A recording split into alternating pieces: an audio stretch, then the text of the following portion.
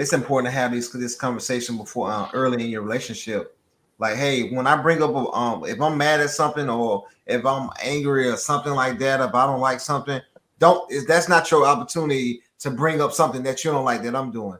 You wait till a couple days later or something like that when everything's fresh, and then or when it happens to bring that up. Don't wait.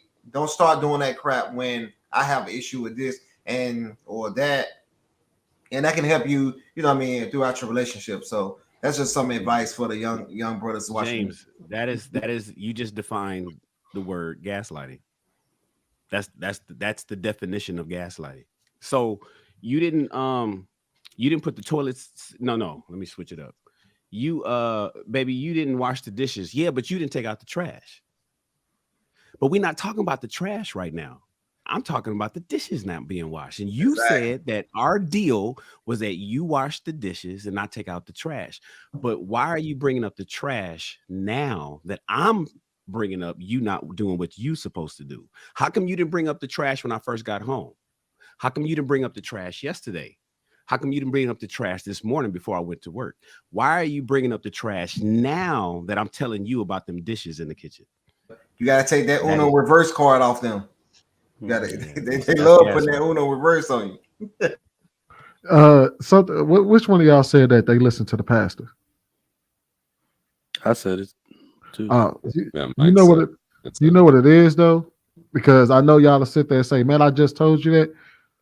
No, when women hear what the pastor says, or when they hear advice from other people, the way that they hear it through you fucking up, not through them fucking up. So if they hear the pastor say, "You need to be mindful of your partner," or something like that, they're not hearing it and saying, "Oh, my husband just told me that he was feeling some type of way, and I need to be mindful of that." No, how they hear it is, I tried to tell my husband he need to be mindful of my feelings, and then she go home and tell him, "I heard the pastor today. He said you need to be mindful of your partner." You remember that day when I told you that I would that I was feeling unheard?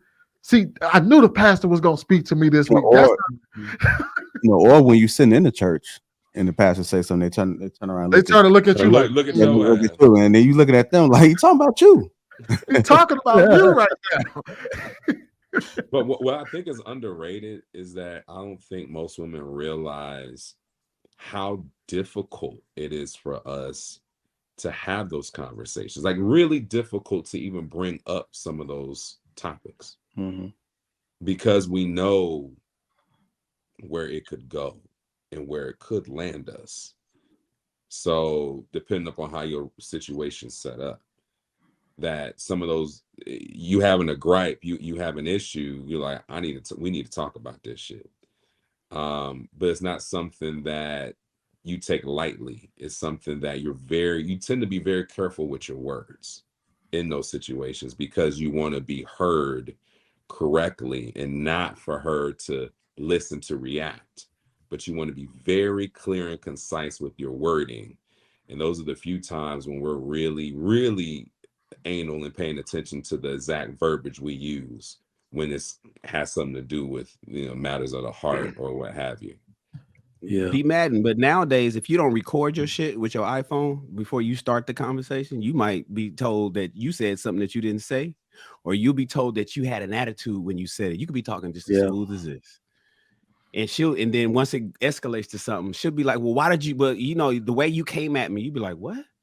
I just asked you." No, you didn't ask like that. And you'd be like, "God damn!" And you'd be mad that you didn't record how you first started.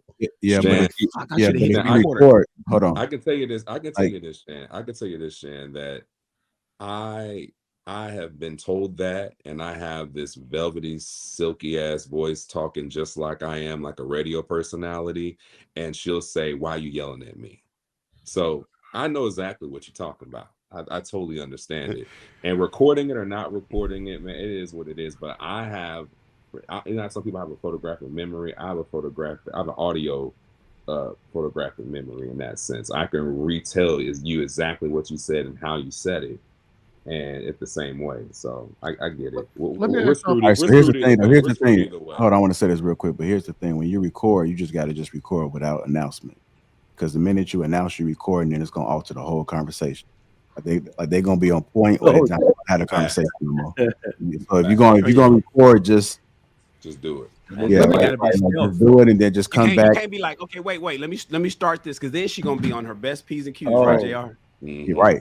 But then but then once she found out you recorded her, she's still not gonna want to hear it at all. So it's kind of like a lose-lose situation.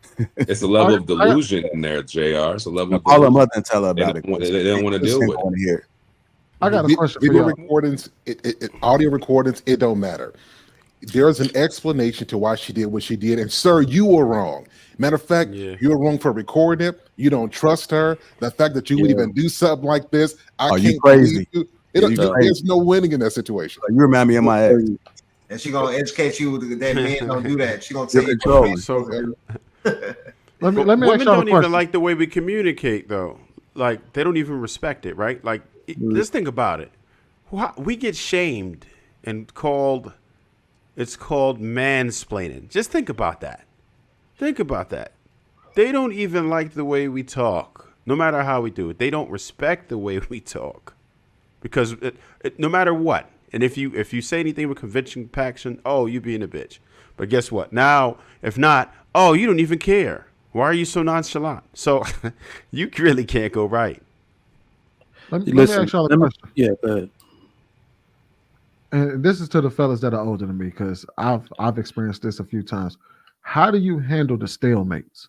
And what I mean by that is, I said this. No, you said that.